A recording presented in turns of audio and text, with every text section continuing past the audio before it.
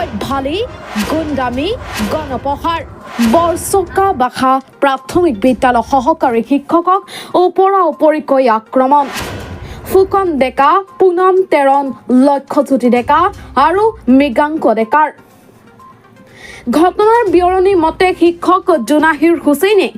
এগৰাকী ছাত্ৰীক অশালীন ইংগিত দিয়াক কেন্দ্ৰ কৰি কৰ্মৰত সহকাৰী শিক্ষকজনক আক্ৰমণৰ লক্ষ্য কৰি উত্তপ্ত পৰিস্থিতি সৃষ্টি কৰে পৰিয়ালৰ লোকৰ লগতে একাংশ উদ্ভণ্ডালী যুৱকে বিদ্যালয়ত পাঠদান চলি থকাৰ সময়ত একাংশ উদন্ত যুৱকে তৰ্ক বিতৰ্কৰ মাজেৰে আক্ৰমণৰ লক্ষ্য কৰি লয় শিক্ষকগৰাকীক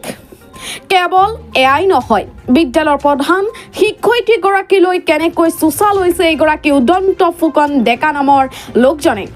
ইতিমধ্যে জোনাহিৰ হুছেইন নামৰ শিক্ষকগৰাকীক জালুগুটি আৰক্ষীয়ে গ্ৰেপ্তাৰ কৰিছে কোন সঁচা কোন মিছা সেয়া সময়ত আইনে বিচাৰ কৰিব কিন্তু এতিয়া প্ৰশ্ন হ'ল বিদ্যালয়ৰ পাঠদান চলি থকাৰ অৱস্থাত ক'ত সাহস পালে এইসকল উদ্ভণ্ডালী কৰিবলৈ শৈক্ষিক পৰিৱেশ বিনষ্ট কৰিবলৈ ক'ত সাহস পালে এইসকলে এতিয়া ৰাইজৰ দৃষ্টিত কিয় এতিয়াও এইসকল লোকক গ্ৰেপ্তাৰ কৰিব পৰা নাই জালুগুটি আৰক্ষীয়ে সঁচাকৈ একক্ষীয় স্থিতি লৈছে নেকি জালুগুটি আৰক্ষীয়ে আমি ৰাইজলৈ আগবঢ়ালো ৰাইজে বিচাৰ কৰক চাওক আমাৰ কেমেৰাত আবদ্ধ হোৱা ভিডিঅ' নিউজ টেক্স ৰিপৰ্ট মাতৃভূমি নিউজ অসম